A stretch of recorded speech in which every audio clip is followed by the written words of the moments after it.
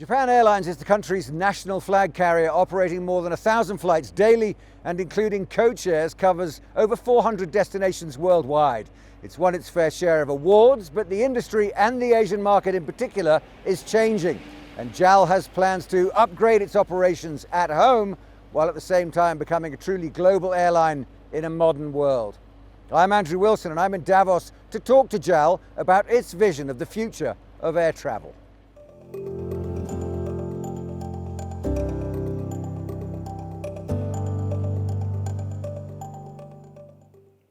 So Akira, thanks very much indeed for joining us. First of all, it's never been truer that the airline industry is at something of a crossroads now. What's JAL's focus at the moment? We have a vision currently to become one of the most preferred and chosen airline in the world, and in order to have continuous and sustainable growth, our strategy or our vision is to really focus on becoming truly global, and also at the same time to be really at the forefront ahead of competition. And what I mean by being global is, literally being a Japan Airlines that will fly to more than 500 major cities in the world, bringing people closer together and reaching more different destinations, and really having people see us as a global airline with a very vast, wide network. Well, I was going to say, when you said that, I was thinking of all the aeroplanes going back and forth. Where's the customer in all this? Where are the passengers? Customers, they are always at the center of everything that we think of and we do.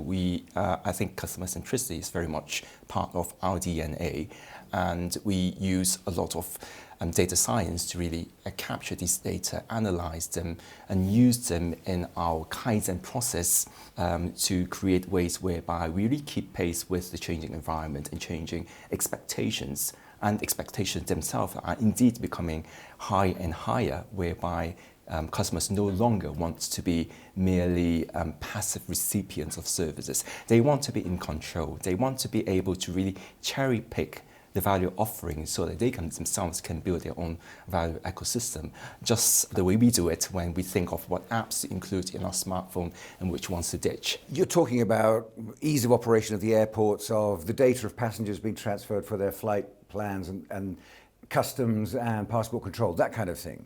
Yes, we will be introducing a One ID concept whereby using facial recognition, the minute when you actually go to the airport, you check in, it captures a facial image. You can use that data for baggage drop, for security, for boarding, and that really facilitates the overall customer experience at the airport. Of course, when people hear about airlines' plan to expand, they immediately worry about carbon emissions, about fossil fuel consumption, and all the other things that go with air travel that we know about now. What are JAL's plans regarding that? I think as an airline, we have to be conscious of the full impact of air travel. And this goes beyond just the economic and social benefits that we get out of air travel, bringing people and stimulating economic activities. But we have to be more conscious of the environmental footprints that we leave behind. We expect to work towards having to stabilize carbon emission and to have carbon neutral growth by, this year, 2020.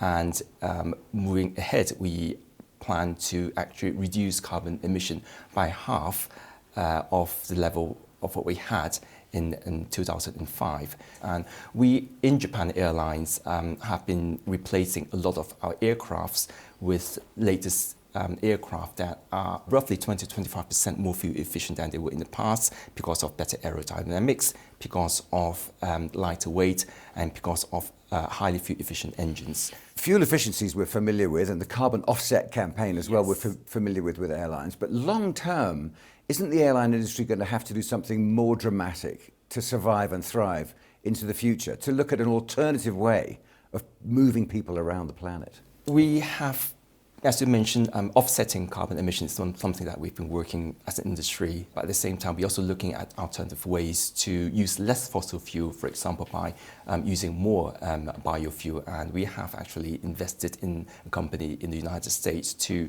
produce biofuel that we will be blending with our fuel. So as a result, we'll be using less fossil fuel. So the steps are going in that direction. Long term, how do you see that playing out? I think it will still be a collaborative effort by everyone within the ecosystem, how can we actually create aircrafts that are further fuel efficient? How can we actually have people be more mindful of what travel is all about, so that when they travel, they can think of, okay, I may have this dual goal that I may be traveling and I want to have a fantastic, great time, but at the same time, I want to leave positive impact at the destination that I travel. So being mindful and creating that awareness is something that we can do collaboratively. Tell me about the Japanese sense of purpose within the corporate structure. In Japan Airlines, we are moving beyond the idea of us being just a mode of transport, bringing people from point A to point B, but really see beyond what happens when someone arrives at a destination. What's the purpose of travel? And then work backwards to see if we can actually create new ways of solving some of the problems and changing the way people travel. So for example, in Japan, aging is a serious social problem. So we think, how can we actually bring elderly people who are, for example, suffering from dementia, who are physically capable of traveling and who could actually potentially benefit a lot from traveling. So we organized this elderly tour with the nurses. Japan's going to be in the spotlight in 2020 anyway. We've got the Olympics. Yes. You've also got Tokyo and perhaps a couple of the other cities becoming real hubs. There's an element of reorganization going to be needed. I mean, people are going to start traveling to Japan more in the next couple of years. Yes, we noticed that during the Rugby World Cup period, when a lot of people visited Japan for their very first time, and many, I imagine, will be coming back as repeat travelers. And 2020, this year, is the big year with the Olympic Games coming, and we are expecting increasingly more and more people coming to Japan. Our estimated forecast is 40 million for this year, but by 2030, we expect that number to rise to 60 million. So we might come to a stage where we have to start thinking how to deal with over-tourism, for example. So final thought then, Akira, how optimistic are you long term about the fortunes of the airline industry? Oh, I'm very optimistic. I think as we use more latest technology and as more solution providers come into that ecosystem, we are currently more able to actually produce more better alternatives in the way we operate and in the way we serve customers. For example, with supersonic travel, we will be actually reducing travel time, especially for frequent long-haul travelers, so that they can have more time with their families. With distributed ledger technology, we'll be allowing more people within the ecosystem to exchange and transfer data, even on a peer-to-peer basis. And we are but at the advent of this new age of mass ideation, whereby everyone will soon be able to write programs, everyone will be able to collectively generate a lot of new ideas that will change our lives. So all in all, I'm very optimistic. Akira Mitsumasu, thanks very much indeed. Most welcome. Thank you.